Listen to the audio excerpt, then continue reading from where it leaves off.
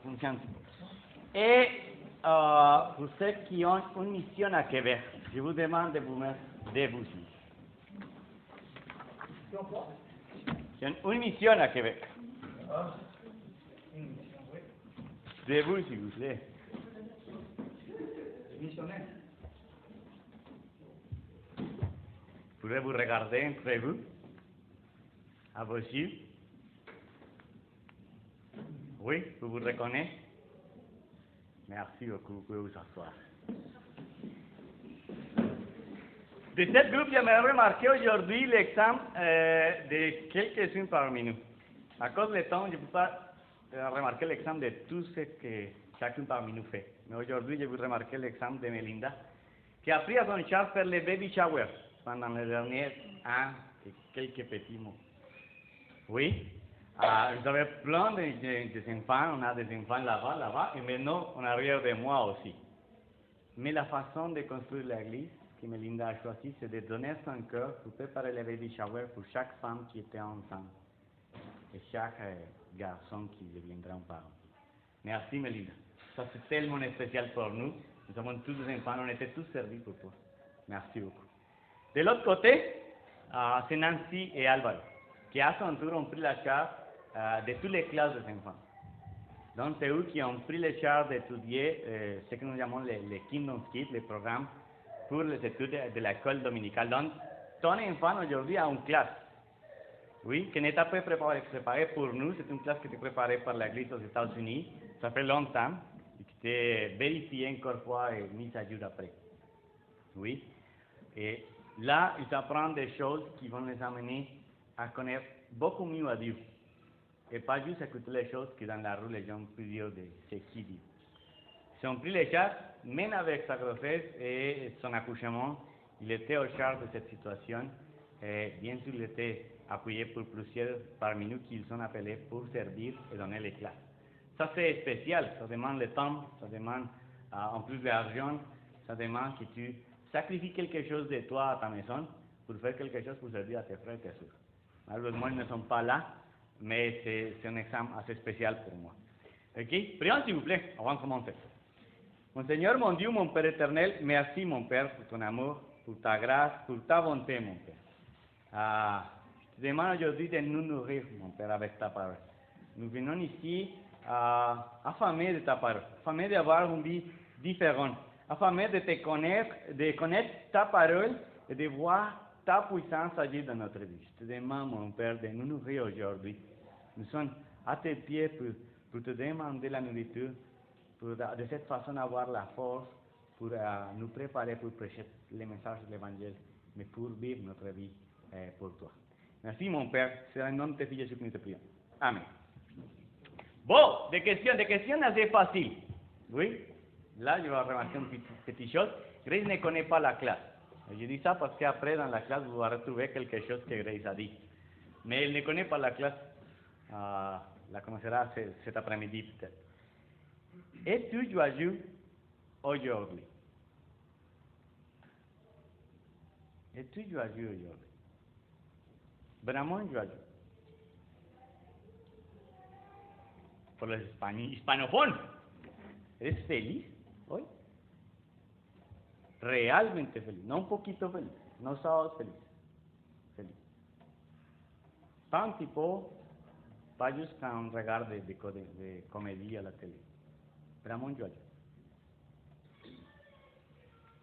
Pour ceux et celles qui te connaissent, oui? Est-ce que si je pose la question à quelqu'un de tes amis, ou les gens qui travaillent avec toi, ou les gens qui sont à l'université avec toi, ou les gens qui, pour une ou autre raison, ont une relation avec toi, je peux demander, et voilà, ascendez et joyeux. Pas juste, aujourd'hui, tout le temps. Est-ce que tu voudrais t'approcher à mes amis, à mon bureau, et demander, et voilà, Diego est joyeux. Tu peux décrire à Diego comme un homme joyeux. Qu'est-ce qu'il dirait? Qu'est-ce que les gens qui t'entourent diraient de toi? Prends pas juste à tes amis, prends à tout le monde. Tout le monde. ceux qui sont proches et ceux qui ne sont pas proches. Mettons, si tu prends l'autobus, le conducteur de l'autobus, je peux lui dire à lui, hey voilà, ce gars-là, il prend l'autobus tous les jours à 7h30 ici. Tu l'as vu? Oui. Lui, il voit. Intéressant. Il y a une troisième question, excuse-moi. Quand ta joie est disparue, peut-être ça arrive. Quand ta joie est disparue, sais-tu pourquoi? Sais-tu pourquoi ta joie disparaît de ta vie?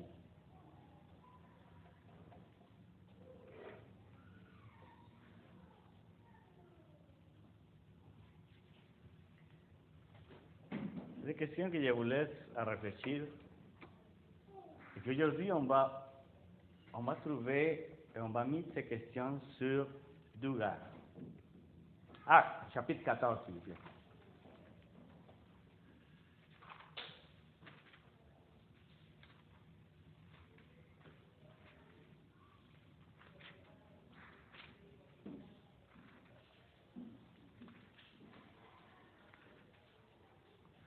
Éboud là. Oui. Paulo est là. Éboud là. Oui. Ok, la plupart sont là. Oui, oui. Merci, c'est juste pour. Verset, on va y aller tout de suite, directement au verset 8, s'il vous plaît. À Lys, il y avait un homme qui s'était né assis, car ses pieds étaient paralysés. Il était infirmier depuis sa naissance et n'y avait jamais pu marcher. Elle écoutait ce que Paul disait. Paul fixait les yeux sur lui et vit qu'il avait la foi pour être guéri. Il lui dit alors d'une voix forte, « Lève-toi, tiens-toi droit sur tes pieds. » L'homme sauta sur ses pieds et s'est mis à marcher. Quand la foule vit ce que Paul avait fait, il s'écrit dans la langue du pays, les Lycaoniens, « Les dieux ont pris une forme humaine, ils sont descendus vers nous. » Et la première partie de ce message s'appelle « Une source temporale et partielle ». Et peut-être la question qu'on devrait se poser, c'est quelle est la source de ta joie? Quelle est la source de ta joie? On va prendre à Paul et à Barnabas. On va faire ces questions à eux. On va regarder sa façon d'agir. On va regarder sa vie. Oui?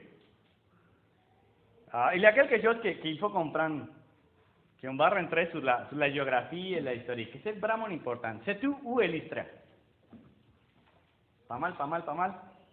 Quelqu'un connaît où est cette ville-là, où l'apôtre Paul et Barnabas parlent? Combien d'espace ils ont parcouru avant d'arriver à cette ville? Ok, 1100 kilomètres. Et je ne parle pas de Jérusalem jusqu'à l'Est. Je parle d'Antiochie de Syrie, qui c'est en Syrie, jusqu'à la Turquie actuelle que nous connaissons. C'est là où se trouve la ville de l'Israël. Oui, c'est 1100 kilomètres. Ça, c'est facile aujourd'hui. Tu prends l'avion et tu arrives. Tu ne veux pas aller à l'avion parce que tu as peur des auteurs. Ok, tu peux prendre une croisière, une voiture, et y arriver. Mais dans le temps de Paul et Barnabas, c'est une histoire vraiment différente. Pas mal tous ont regardé des films du premier cycle. Oui? Poncio Pilate, il était le gouverneur de Jérusalem. Sais-tu pourquoi? Parce qu'il avait 100 chevaux. Avoir un cheval, c'est quelque chose d'important. Et pas tout le monde avait un cheval. Donc la plupart de ces voyages étaient faits à pied et une partie dans un bateau. Mais on n'est pas arrivé à la moitié de tous les voyages qu'a fait Paul. Et on parle des premiers voyages missionnaires de l'apôtre. Oui? Donc, pense-toi à toi que tu prennes à pied pour aller jusqu'à pas mal New York, à pied. Oui, sans Gatorade, sans Red Bull, sans... Regardez ça. Oh, OK. Sans le resto, autour, on était très chaud. Peut-être. Oui. C'est quelque chose que tu te poses la question, et voilà, ce gars a marché beaucoup. Mais en plus, nous connaissons pas mal l'histoire de Paul. Il a fait 4 voyages. Et un de ces 4 voyages est fini en Rome. Et il y a des historiens qui disent qu'il était arrivé à l'Espagne.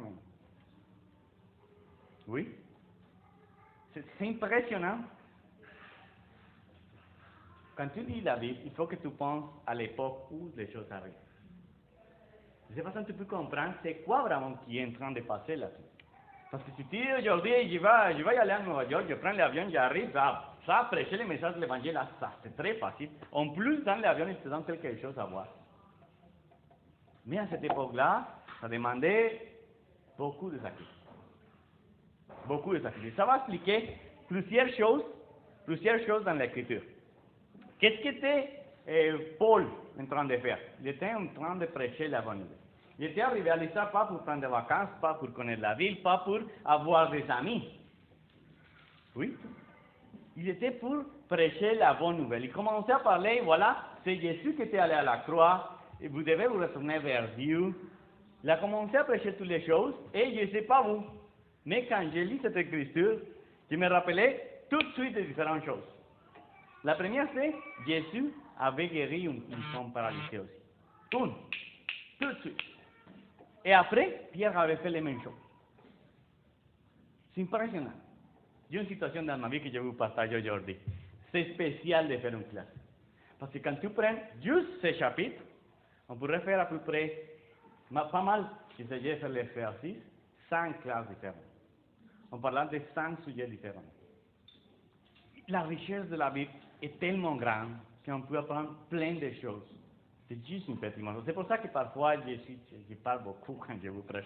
Parce qu'il y a plein de choses que j'aimerais que nous pouvons regarder tous ensemble et qui peuvent nous nourrir. Tu commences à lire la Bible, tu dis, voilà, c'est arrivé à Jésus. Comment Jésus l'a fait? Pierre l'a fait. Pourquoi Pierre l'a fait? Et maintenant c'est Paul qui commence à prêcher la bonne nouvelle et dans ce moment donné, prend un homme paralysé, les dit, et tu es guéri. Mille débuts. C'est spécial. Et si tu arrives là, ça c'est beau. Ça c'est spécial. Imagine-toi qu'il arrive quelqu'un qui a la capacité, qui est capable de guérir à n'importe qui. Tout le monde l'aimerait. Tout le monde était disposé à le suivre. Tout le monde était disposé à faire quelque chose. En plus, si tu penses, aujourd'hui nous avons la technologie. Donc, si un enfant naît avec une maladie comme ça, d'être paralysé, on peut faire des examens, on peut faire des scans, d'autres choses, pour savoir s'il y a une façon de le guérir. À cette époque-là, non. Et ça, il faut le comprendre. Pourquoi? Parce que les Grecs regardaient un mirage qui était vraiment bizarre. Vraiment bizarre à ses yeux. Les concepts que nous avons par rapport à la médecine, c'est grec. C'est pour ça que nous appelons l'acupuncture et toutes ces sortes de choses comme alternatives. Oui. Si tu veux connaître ta culture, il faut que tu comprennes que la mère de notre culture, c'est les Grecs. La philosophie, les façons comme nous nous approchons à Dieu, les façons comme nous croyons au bien ou au mal, les façons comme nous faisons la médecine, la mathématique, toutes les choses viennent des Grecs. Et si tu veux connaître les pères, il faut connaître les Romains. Ces deux impériaux ont formé vraiment toute notre culture. Et même aujourd'hui, les questions que tu trouves dans la rue sont les mêmes questions que les Grecs ont posées. Je ne dis pas les Romains parce que les Romains ne pensaient pas beaucoup à la philosophie.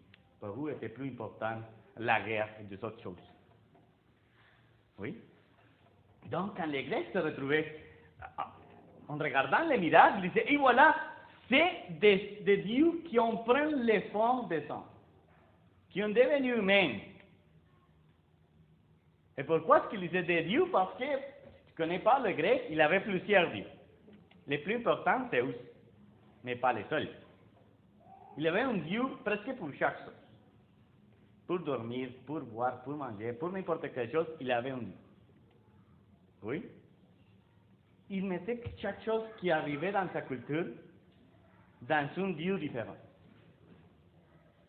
Donc, quand ils l'ont regardé, ils ont fait quelque chose qui jamais s'est passé, c'est parce qu'ils ne sont pas eux-mêmes. Et c'est intéressant. Je dis, voilà, Paul parlait les Grecs, les Latins et les Hébreux, araméen à cette époque-là. Oui. Mais la vie d'une petite chose. Verset 11. Quand la foule vit ce que Paul avait fait, il s'écriait dans la langue du pays, le licanoïen. Et ça arrive pour tout. Même si arrive quelqu'un de l'Espagne à Colombie, on pourrait faire des phrases en espagnol qu'il ne va pas comprendre. Oui, ça arrive ici pour les Français. Si ça arrive quelqu'un de la France, il arrive dans un endroit où il y a des phrases, des refrains, des choses que nous avons à nous, que nous comprenons entre nous. Bah, je ne comprends pas tous, mais je commence à comprendre quelque chose. Oui, c'est spécial. Donc l'apôtre Paul n'a pas compris c'est quoi qui arrive, pour que tout le monde commence à crier. Ils ont commencé à parler entre eux, et voilà, ce que nous avons ici, c'est grand, c'est des dieux. Parce que les miracles n'étaient pas petits. Et un des sujets que tu étudies, c'est si les miracles existent encore aujourd'hui. J'étais tenté à faire aujourd'hui la classe sur ça. C'est un des sujets que j'étudie. C'est que les miracles existent aujourd'hui encore. Oui. Oui. Et nous faisons des miracles. Oui. Nous faisons des miracles. Des vrais miracles. On ne fait pas la publicité. On n'a pas besoin de shows, non plus de l'argent. Mais on fait des miracles. On fait des vrais miracles. On va continuer. Verset 12. Il s'appelait Barnabas, Zeus, et Paul, Hermès. Parce que Paul était le porte-parole. Le père de Zeus, dont le thème était à l'entrée de la ville, amenait des taureaux ornés de guirlandes, de fleurs devant les portes de ce temple. Il voulait ainsi que la foule offrit un sacrifice à Barnabas et Paul. C'est impressionnant. Une chose est certaine, le plus beau entre eux, c'était Barnabas. C'est pour ça qu'ils ont dit Zeus. Si tu te reviens sur le grec, l'image que nous avons de Zeus, c'est un grand garçon très fort, je parle des yeux verts, quelque chose comme ça, très puissant. Tandis que Hermès était plutôt plus faible. Ils ont dit, voilà, ce qui est puissant, c'est Barnabas qui n'a pas parlé. Et ce qui a fait le miracle, c'est juste les porte-parole. Oui. C'est spécial de façon comme il commence à regarder à les disciples. Oui. Donc, il commence à offrir un sacrifice. Il commence à dire, et voilà, si nous sommes devant Dieu, et ça c'est important, si nous sommes devant Dieu, est-ce qu'on fait des sacrifices? Et ça, c'est question, c'est à nous. Parce que eux, malgré qu'ils étaient avec des idoles, ils faisaient des sacrifices. Mais parfois, les chrétiens ne font pas de sacrifices, même qu'ils sont devant Dieu. Nous ne le font pas. Comme si tu étais devant n'importe qui. Pour les Grecs qui ne comprenaient pas les choses bien, ils étaient disposés à faire des sacrifices. C'est ici, on va faire quelque chose de spécial. On va continuer, s'il vous plaît. Verset 14. Mais quand les 12 apôtres les appris, ils déchirèrent le vêtement et se précipitaient dans la foule en criant. Et on arrête juste là. Quand les apôtres ont compris d'une façon.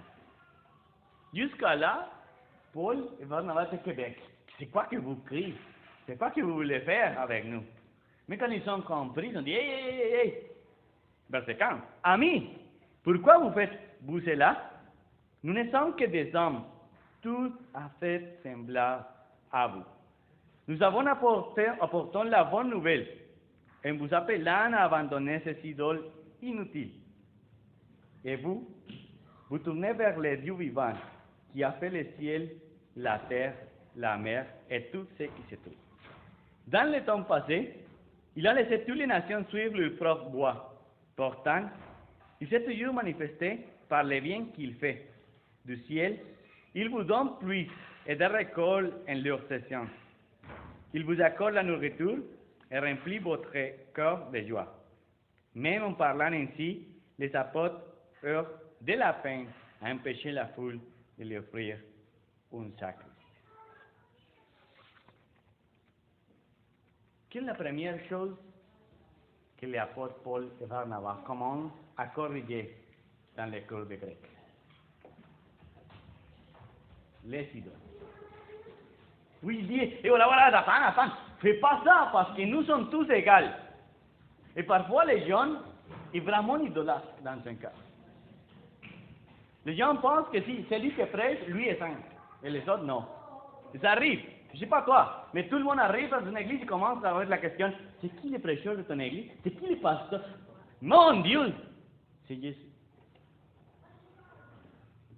Nous ne sommes pas l'église de Paolo ou Tony ou n'importe qui.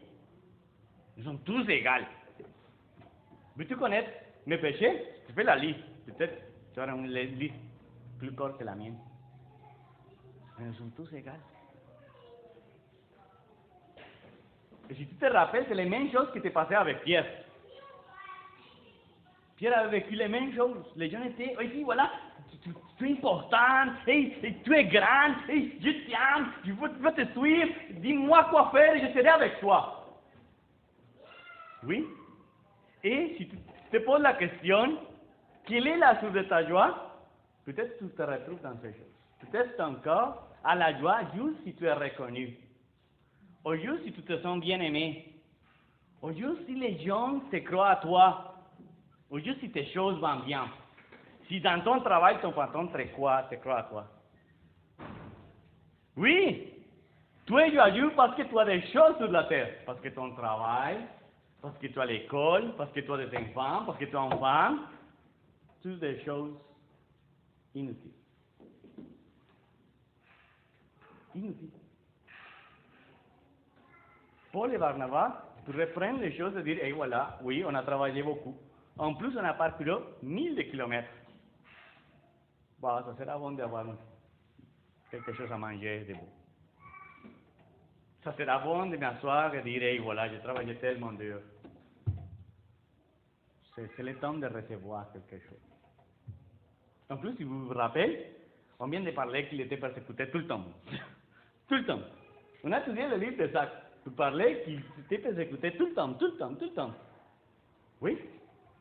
Mais c'est qu'ils ont dit, voilà, laisse-là l'idolâtrie. Laisse-là les choses qui sont de ce monde, de cette terre. Parce que ces choses sont temporaires. Parce que c'est celui qui est éternel, c'est lui qui vous appelle. Pas pour un petit temps. D'une façon éternelle. Verset 19. Des Juifs virent d'Antiochie de Pisidia et d'Iconium, et ils gagnaient la confiance de la foule. On jeta des pierres contre Paul pour le tuer. Puis on le traînait hors de la ville en pensant qu'il était mort. Et là, tu dis, c'est quoi qui t'est passé? Oui, je ne sais pas si tu te poses la question. C'est quoi qui t'est passé entre le verset 18, oui, et le verset 19? Il y a quelque chose qui s'est passé, c'est bizarre. Parce que les Grecs avaient dit qu'il était de Dieu. Ils voulaient les offrir un sacrifice. Oui, on est tous d'accord? On est là? Oui. Ok. Mais dans un moment donné, tout change. Ça arrive quelqu'un d'autre qui dit à ton patron, lui n'est pas assez bon pour ce travail-là. Et ton patron te dit, bye, merci beaucoup. Juste parce qu'il a plus de confiance en lui qu'à toi. Je ne sais pas si ça t'est passé, ça m'était passé à moi. Je ne sais pas combien de fois quelqu'un s'est approché à toi et te dit, hey, félicitations, tu es bon. Mais après, lui, pas mal une demi-heure après, il était fâché contre toi. Je ne sais pas combien de fois tu as pensé que tu as réussi à faire quelque chose, mais quand tu regardes, tu dis, il manque encore beaucoup. Tu ne comprends pas ce que je te dis? Ok, je vais donner des exemples. Pas mal, la population de Québec croit qu'avoir une maison, 2 voitures, le bien-être économique. Oui, une femme de 12 enfants, c'est merveilleux. Par contre, ce que tu retrouves, c'est que quand les jeunes arrivent à les 40, 45, 50, ils sont divorcés pas mal 2 fois. Ils ont pas mal 100 voitures. Peut-être 3 maisons ou 2 condos. Si tu parles de ressources économiques, tu vas faire ça. Oui, mais ils ne sont pas heureux. Ils ont un bac, peut-être un doctorat, mais ils ne sont pas heureux. Et pour ceux qui ne vivent pas ici, qui ne sont pas originaires d'ici, tu te poses la question quand tu arrives. Mais ici, c'est tout tranquille. Quel est le problème? connais pas la pauvreté. Moi, je l'ai vécu. Et tu dis, pourquoi est-ce que les gens est amer? Mais après 310 mois, est-ce que juste être ici, ça te donne la joie? Est-ce que juste avoir une voiture, une maison, un bac ou quelque chose, ça te donne la joie? Peut-être ça te donne un petit moment de joie. Peut-être les jours où tu reçois ton diplôme, c'est spécial. Mais les jours suivants, il faut travailler. Non?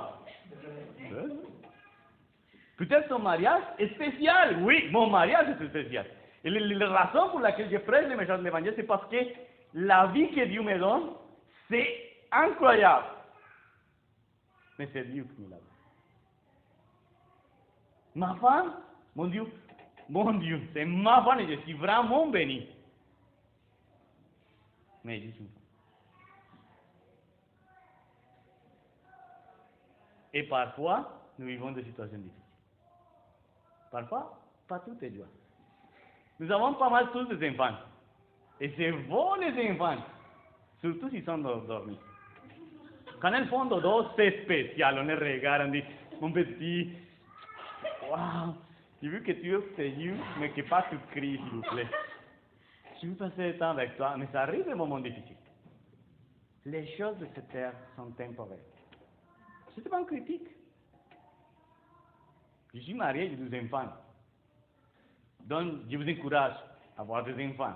Pas mal de vous qui sont mariés, pour ceux qui ne sont pas mariés, je vais prier pour vous. C'est spécial, c'est quelque chose de très très joli dans la vie, mais c'est temporaire. Tu as un travail, oui, c'est bon. Mais après quelques mois, tu commences à te plaindre de travail. Tu commences à te chercher une autre chose. Pas toutes les choses dans ton travail sont bonnes. Peut-être que tu profites quelque chose d'autre, tu dis, hey, voilà. Pourquoi? Sais-tu pourquoi? Parce que ces choses sont temporaires. Et ce qu'ils ont vécu, c'est la réalité que nous vivons tout le temps. Oui? On peut faire des grandes choses. Mais dans un moment donné, tout peut changer. Tout peut changer dans notre vie. On était tranquille, on avait fait tous les plans pour venir ici à Québec. Toute la famille était d'accord. Et un samedi soirée, mon père nous appelait à tous, une rencontre de famille. Désolé, j'ai cancer de poumon. Il me reste moins de 10 mois de vie. Mais papa, quand tu me dis ça comme ça, mais je vais voyager au Canada bientôt, tu viens me dire ça? La vie peut te changer, n'importe quand. Il ne te demande pas la permission pour changer. Il le fait. Et ça arrive soit que tu sois chrétien ou que tu ne sois pas chrétien. Oui, la souffrance n'est pas juste des chrétiens. C'est juste que dans notre vie, la souffrance a un objectif. Et nous le comprenons. Oui. Mais ça arrive. Donc, toutes sortes de joies, qui soient humaines ou terrestres, est seulement temporale et partielle. Donc, la joie qu'il produit est temporale et partielle. On va continuer. Dans Luc, chapitre 10. Et vous devrez savoir c'est quoi que je vais faire maintenant, parce que je vous ai parlé de ces choses à plusieurs reprises. C'est tout ça que tu retrouves dans le livre des Actes, c'est parce que Jésus lui a fait ou lui a dit. Et ça, c'est impressionnant parce que nous sommes l'église des Actes. Donc, nous devrons faire et vivre ça que Jésus. Chapitre 10 de le livre de Luc, verset 17. Et la deuxième partie du message s'appelle une source éternelle et invariable. Oui, vous êtes là? Les 72 envoyés revirent pleins de joie et dirent, Seigneur, même les esprits mauvais nous obéissent quand nous leur donnons des ordres en ton nom. Jésus lui répondit, je voyais Satan tomber du ciel comme un éclair. Écoutez, je vous ai donné le pouvoir de marcher sur les serpents. Wow! Et des scorpions. Et d'écraser toute la puissance de l'ennemi. Et rien ne pourra vous faire du mal. Je ne sais pas toi, peut-être pour les femmes, si je me trompe, excuse-moi. C'est juste que... prenez-les comme une question plutôt que comme une affirmation. Mais pour les gars, prenez-les comme une affirmation. Nous, les gars, nous aimons la guerre. On a fait la guerre toute l'histoire du monde.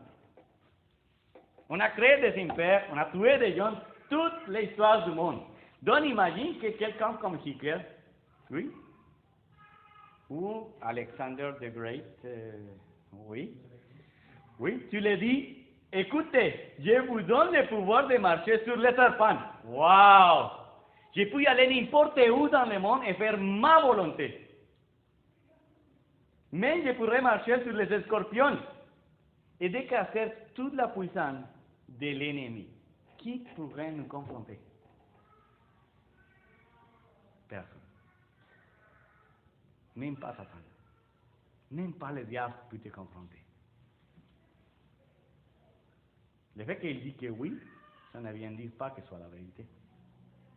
Le fait que les gens croient plusieurs choses par rapport, je ne sais pas si tu regardes les films, toujours les méchants sont très puissants, et ce qui est le super-héros doit prendre plein de choses pour changer son caractère et devenir plus fort, et finalement le vaincre.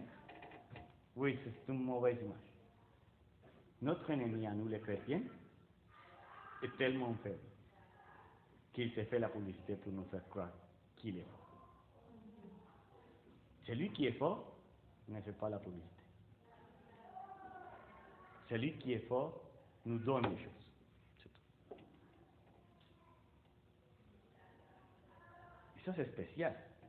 Parce que là, je suis à faire une liste de choses qui étaient tellement importantes pour la plupart des gens sur la terre. La plupart des gens cherchent les façons de réussir dans ça, d'avoir le succès, de faire certaines choses. Peut-être tu me dis, bah, Diego, mon problème n'est pas avoir une maison. Ok, commençons-nous à parler de tes enfants. Est-ce que tu ne t'inquiètes pas pour tes enfants? Ou pour ta vie avec ton conjoint? Qu'est-ce qui t'inquiète? Pourquoi est-ce que tu perds ta joie? Quand est-ce que tu perds ta joie? Jusqu'à là, tu dis, hey, voilà, Dieu, tu as fait plein de choses pour nous. Et si tu étais un apôtre, tu disais, oui, voilà, nous avons le pouvoir de faire plein de choses. Mais Jésus dit, mais, dans ce vent, ne vous réjouissez pas de ce que les esprits mauvais vous obéissent. Donc, de toutes les choses que je viens de vous dire, ça, ce n'est pas la source de votre joie. Ça, ce n'est pas important. Peut-être ça c'est impressionnant pour les autres qui ne comprennent pas le message. Pour les Grecs, les Juifs, les Romains et maintenant les Québécois, qui ne comprennent pas le message. Voir un miracle, c'est quelque chose d'impressionnant. Que quelqu'un a le pouvoir de faire quelque chose, c'est impressionnant. Mais pour Jésus, c'était comme ça, ce n'est pas la source de ta joie. Si tu es chrétien, ce n'est pas parce que tu vas faire plein de choses que tu vas devenir joyeux. Non. Réjouissez-vous plutôt de ce que vos noms soient écrits dans le ciel. Oui, Dieu pardonne tes péchés. Ça, c'est tellement important. Dieu te donne son Saint-Esprit. On est d'accord jusqu'à là? Et on est équipé à faire notre mission. Parce qu'on est équipé. C'est pour ça que je vous demandais de mettre de vous ceux qui avaient une mission à faire. On a tout pour faire la mission. Et on va réussir à faire plein de choses. Mais ce n'est pas la source de notre joie. Ce n'est pas la source de notre joie non plus. C'est que notre nom, quand tu regardes les cieux, tu regardes ton nom. Donc, s'il y a des problèmes dans l'église, ce n'est pas grave, on va continuer à travailler. On va s'encourager les uns les autres. On va confesser les péchés, on va les sortir. Parce que nous avons la puissance. Et si ça prend le temps, ce n'est pas grave. Parce que mon nom est écrit dans le ciel. Si ça prend le temps d'étudier la Bible avec les gens, si annoncer la bonne nouvelle à Québec est difficile, ce n'est pas grave. De toute façon, mon nom est écrit dans le ciel. Ma joie est constante et permanente. Il y a un autre exemple, Luc chapitre 15, juste une petite à l'avance. Et Jésus, quelque chose que j'aimerais remarquer là, Jésus parlait du royaume de Dieu comme un trésor, un père ou un trésor caché. Tu peux chercher dans les évangiles, les 3 premiers évangiles parlent de ces choses. Jean, il y a une approche différente. Luc chapitre 15, verset 8. Ou bien, si une femme possède 10 pièces d'argent et qu'elle perd une, ne va-t-elle pas allumer une lampe, balayer la maison et chercher avec soin jusqu'à ce qu'il la retrouve? Et quand elle l'a retrouvée, elle appelle ses amis et ses voisins et leur dit, réjouissez-vous avec moi, car j'ai retrouvé la pièce d'argent que j'avais perdue. De même, je vous l'ai dit, il y a de la joie parmi les anges de Dieu pour un seul pécheur qui commence une vie nouvelle. C'est qui la source de joie des anges? C'est que quelqu'un devient chrétien. C'est voir la puissance de Dieu, que le nom de quelqu'un soit mis sur les cieux. Et ça t'explique plein de choses. Pourquoi est-ce que nous prêchons le message de l'évangile? Parce que tu as trouvé ta monnaie. Tu l'as trouvé. Est-ce que tu comprends c'est quoi que tu as dans tes mains? Si tu ne prêches pas, si tu ne prêches pas la parole de Dieu, c'est parce que tu n'as pas compris c'est quoi que tu as dans tes mains. Si tu n'invites pas les gens à connaître à Dieu, c'est parce que il faut se poser, est-ce que tu comprends ce que tu as trouvé? Est-ce que tu comprends les trésors que tu as dans ta main? Est-ce que tu vas comprendre pourquoi je t'ai donné à toi? Pourquoi à toi et pas à quelqu'un d'autre? Tu le comprends vraiment? Parce que cette femme a trouvé la monnaie, elle dit, hey, voilà, je suis Jésus. Oui, mais j'invite mes amis, j'invite les voisins pour comprendre ce qui s'est passé dans ma vie. Et je vous partage ce qui s'est passé. C'est juste une monnaie. C'est pas qu'il a trouvé tout un trésor, c'est juste une monnaie. Et ce que nous avons dans nos mains, dans nos corps, est plus grand. Est vraiment plus grand, mes frères. Est vraiment très spécial. Au bout que parfois c'est difficile de comprendre. C'est difficile de comprendre toutes les choses que Dieu fait pour nous. Mais quand même on a compris que les jours que nous sommes baptisés, notre nom a été écrit, nos noms étaient écrits dans les cieux. Ça c'est spécial. C'est impressionnant. Parce que cette joie, personne ne peut la régénérer. Personne ne peut pas te voler la joie que ton nom soit écrit dans les cieux. Personne ne peut pas altérer ça. Même si tout est terrible dans ce monde, rien ne peut changer ça. Là, la source de ta joie, ça va être éternel et invariable. Ça peu importe si je travaille ou pas. Ça peu importe si je suis marié ou pas, ou j'ai des enfants, ou je fais bien mon travail comme parent ou pas. Ça peu importe c'est quoi qu'ils ont dit, je ne compris pas.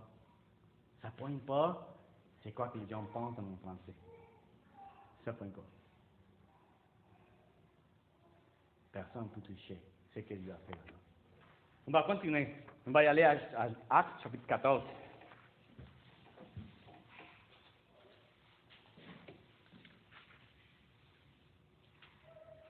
Et là, on va prendre quelques petites choses.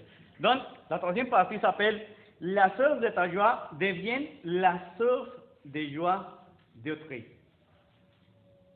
Oui? Pas mal clair? Versets 5 et 6. Chapitre 14, versets 5 et 6. Et si tu regardes ta Bible, tu peux te raconter facilement que j'ai devenu en arrière un petit peu plus. On avait déjà parlé du verset 8. Oui, les miracles.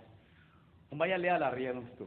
Verset 5. Les Juifs et les non-Juifs, avec leur chef, se préparaient à maltraiter Paul et Barnabas et à les tuer au coup de pierre. Dès que les 12 hommes s'en aperçurent, ils s'enfuirent en direction de Lys et d'Herbe, ville de l'Icanoïde, et leur environ. Ils se mirent à annoncer la bonne nouvelle. Donc, ce n'est pas nouveau.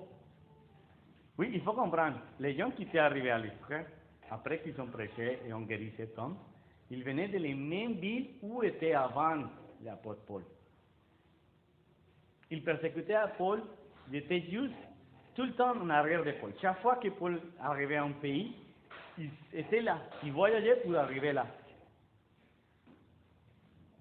Pour les persécuter avec insistance. Et là, il avait déjà l'idée de tuer à coups de pierre à Paul. Quand je suis devenu chrétien, on commence à poser des questions. On a plein de doutes. On comprend que Dieu est dans la croix, que Jésus était à la croix pour nous, mais on a plein de doutes. Et je me dis, pourquoi est-ce que l'Église est persécutée? C'est la question. Quelqu'un me dit, si dans l'Église, nous ne sommes pas persécutés, c'est parce que nous agissons de la même façon que le monde.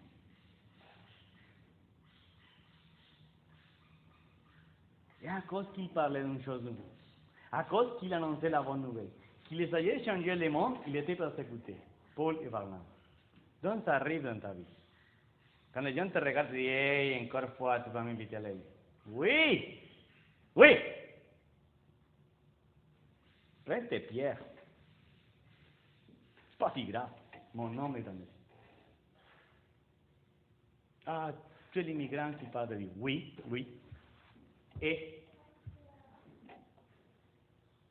ah, tu es le Québécois qui a laissé tomber dans ces choses. Oui, et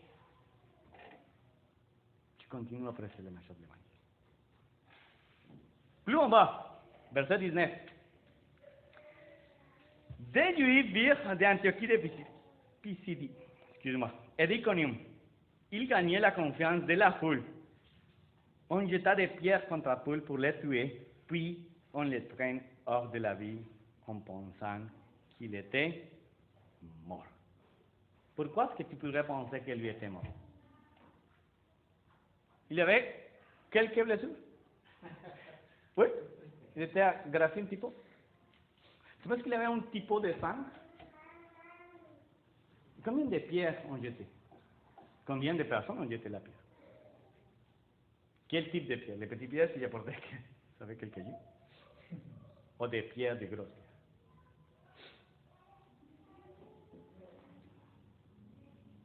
C'est impressionnant. Parce que si les gens croyaient qu'il était mort, c'est parce qu'il était vraiment frappé. C'est parce que ses blessures étaient vraiment graves. C'est pas parce qu'il avait quelques blessures. Et à Québec, peut-être en hiver, si tu partages le message de l'évangile, peut-être quelqu'un pourrait faire une boule de neige te lancer un petit peu. Mais en pierre, je me doute vraiment qu'un Québécois ou quelqu'un d'autre qui vit ici, te lancer en pierre. Ça sera plutôt bizarre. Et on se pose une question. Pourquoi est-ce qu'ils l'ont sorti de la vie? Parce que Paul était un citoyen romain. Et si les Romains se racontent que dans une de ces provinces, quelqu'un a tué un citoyen romain, oh mon Dieu,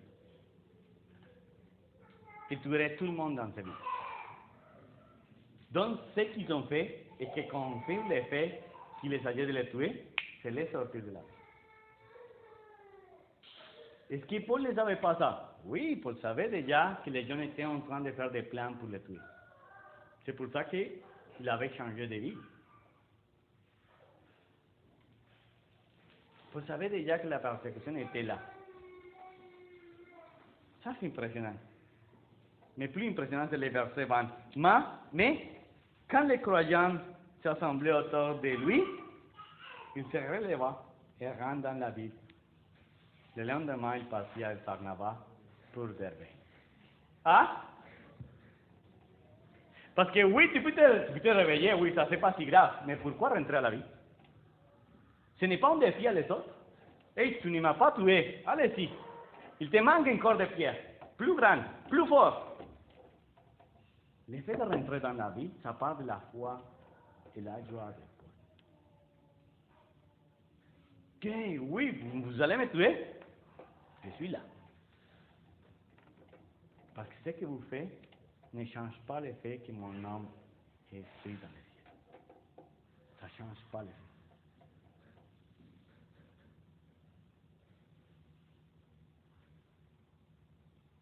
On continue. Paul et Barnabas annonceraient la bonne nouvelle dans la ville de Derbe. Là, on est rendu jusqu'à la moitié de son voyage. Et ils firent beaucoup de disciples. Puis ils retournaient à Lystre, encore une fois, à Iconium, ok, et à Antiochie de Pisidie. Ils fortifiaient les cœurs des croyants, les encourageaient à demeurer fermes dans la foi, et leur dit, nous devons passer par beaucoup de souffrances pour entrer dans le royaume de Dieu. Dans chaque église, il lui désignait des anciens, et après avoir jeûné et prié, il recommandait au Seigneur en qui ils avaient cru. Il traversait ensuite la Pisidie et arrivait à Pamphylie. Il annonçait la parole de Dieu à Pergé, puis il se rendit à Atalie.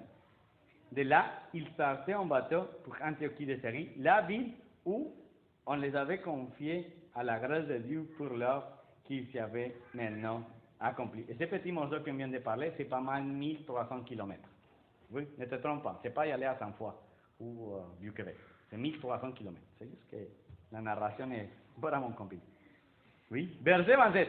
Arrivé à Antioche, excuse-moi, il réunit les membres de l'église et lui raconta tout ce que Dieu avait réalisé pas ouf, pas son amour, pas son courage, pas son sacrifice. Ce que Dieu avait fait à travers vous. Oui. Et comment il avait ouvert la porte de la foi aux non-juifs. Et aussi, Paul et Barnabas restaient assez longtemps avec les croyants bien. Oui. Après, il était pas mal mort. Qu'est-ce qu'il a fait? Il est rentré à la ville. Après ça, il était allé à plusieurs villes. Dans un voyage de 1300 km à peu près, en faisant quoi? En annonçant la bonne nouvelle. Parce que sa joie ne dépend pas des choses de ce monde. Parce que lui était joyeux d'avoir une relation avec Dieu. Il disait, voilà, ça c'est bon. Même si tu ne crois pas, même si tu veux me tuer, ça c'est bon. Et je vous annonce encore une fois, je vous encourage. Je ne sais pas toi, mais je pense que dans les derniers jours de l'apôtre Paul, si tu regarderais son visage, ce sera tellement différent de celui qui a commencé. Ce n'est pas juste pour les années, mais pour toutes les souffrances qu'il a vécues, toutes les persécutions qu'il a subies, toutes les blessures qu'il avait vécues dans son corps physique, sans parler des choses émotionnelles, des autres choses qui arrivent dans notre vie. Mais lui était toujours encouragé à faire quelque chose. Quelle est la source de ta joie? Qu'est-ce qui te manque pour être joyeux? Pas juste un petit peu. Pas juste la matin, ou au cinéma, ou au resto. Quelle est la source de ta joie? Toutes sortes de joie, qu'elles soient humaines ou terrestres, sont les mondes temporels. Et partiels. Jamais sera accompli. Jamais.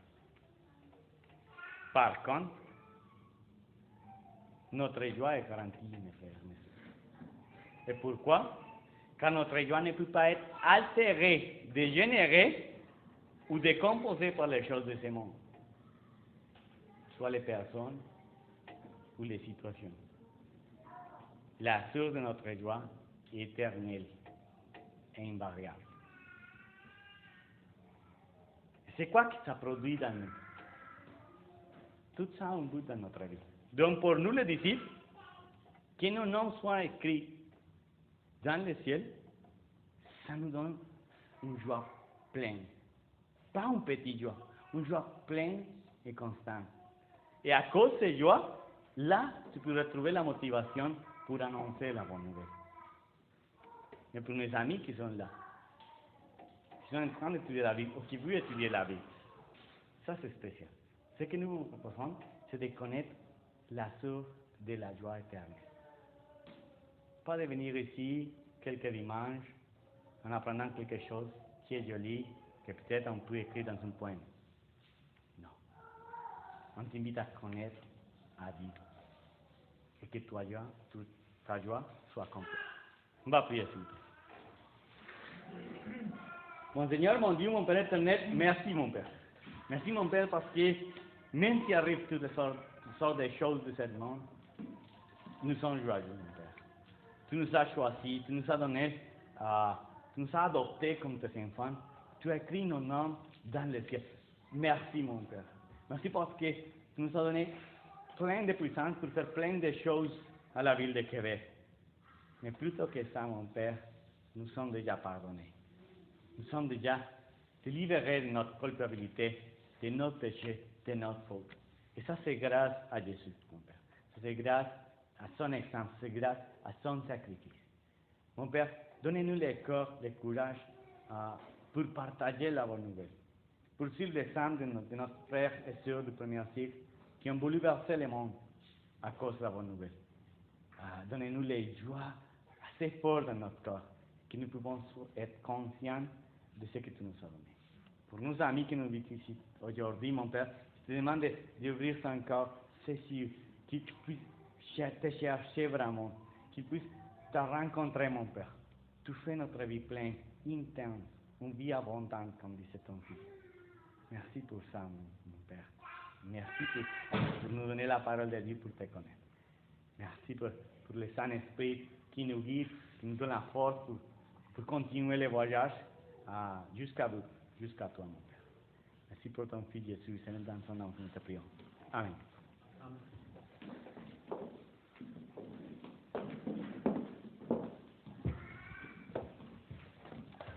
Merci beaucoup, Diego, pour le